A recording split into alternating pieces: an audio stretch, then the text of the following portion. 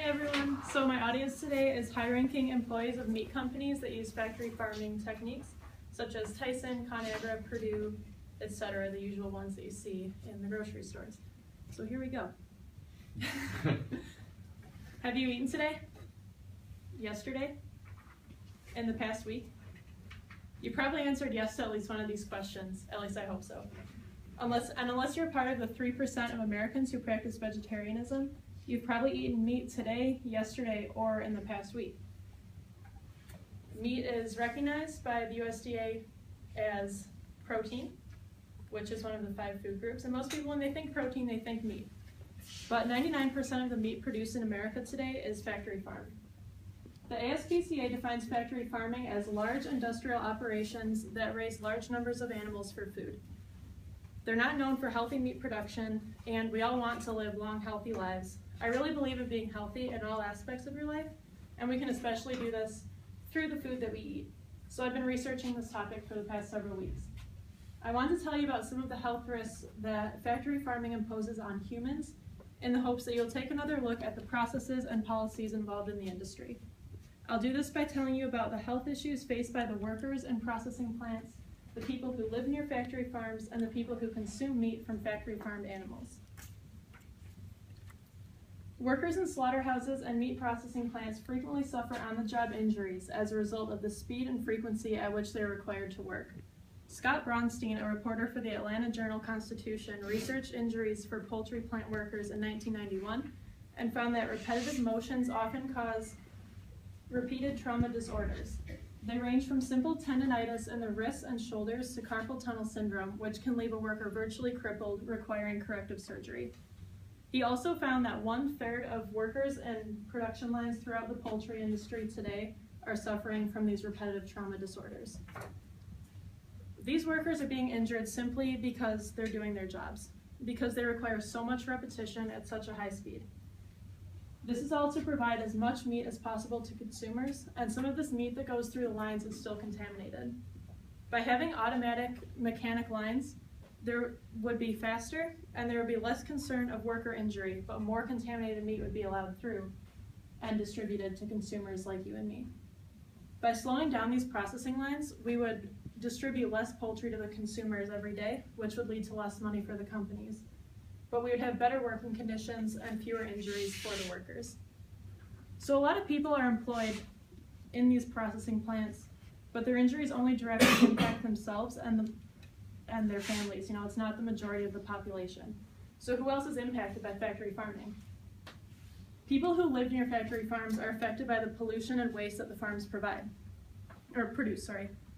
According to a 2008 report by the Pew Commission on Industrial Farm Animal Production, large-scale commercial livestock and poultry operations produce an estimated 500 million tons of manure each year. This is more than 3 times the amount of sewage produced annually by America's human population. Sorry for those images, but I just wanted to give you an idea of that. This waste gives off noxious gas emissions, leads to rashes, headaches, and difficulty breathing. Prolonged exposure can lead to neurological conditions, and these conditions are worse in our elderly citizens and our children. These health issues don't even account for the environmental concerns, such as water contamination and the fact that the land cannot absorb the amount of nutrients provided by manure fertilizer. These are major environmental and public health issues, but not all Americans live near factory farms. FactoryFarmMap.org clearly illustrates this by mapping out the location of every factory farm in the country. These factory farms are spread throughout the nation, but there are heavy concentrations in Southern California, coastal North Carolina, and a diagonal strip from New Mexico to Minnesota. So the issues that arise from living near factory farms affect a much larger portion of the population than the percentage of plant workers who are injured per year. But the health issues from eating factory farm meat impacts the most people of all. As we've seen so far, there are many drawbacks to this industry, but the animals that are farmed are the central issue in factory farming. Without them, factory farming wouldn't be an issue because there'd be no animals to farm. But their condition affects our health as human beings. Jonathan Safran Foer focused on factory farming in his 2009 book, Eating Animals. He conducted extensive research and interviews and found that every aspect of factory farmed birds' lives are manipulated to create greater production. Broiler chickens cannot be allowed to live past adolescence due to genetic engineering that makes them grow unreasonably quickly to produce the maximum possible amount of meat per bird. They're subject to countless health issues, including sudden death syndrome, a condition virtually unknown outside of factory farming. If chickens we eat cannot live past adolescence, how can humans be expected to do the same when we use those chickens to nourish our bodies? Ford upholds that many of America's major health issues are directly linked to diseases that are present in the meat that we consume. He predicts that the next global pandemic will come in the form of an influenza found in birds, because the birds are packed so tightly together in factory farms that there's a greater chance for them to catch contagious diseases.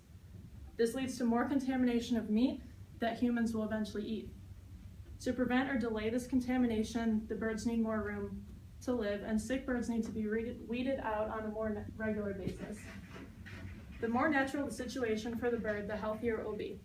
It will produce healthier meat, and in turn, humans will be healthier as a result of eating this better meat. So in conclusion, I understand that factory farming makes good economic sense on paper. The bigger the animals, the more meat per animal, and the more animals per farm, the higher profit for the farm. Produce the biggest animals at the highest volume and make the most money. But money doesn't outweigh human health. I know that you're all working hard to make money and put food on the table. I'm just asking you to give some thought to slower processing lines and a little more room for your animals to live more naturally. These might take some policy changes, but in turn you'll have healthier food to put on that table that you work so hard to provide. When we were growing up, we were always told you are what you eat. So to close, I must ask one final question. Have you eaten today? Thank you.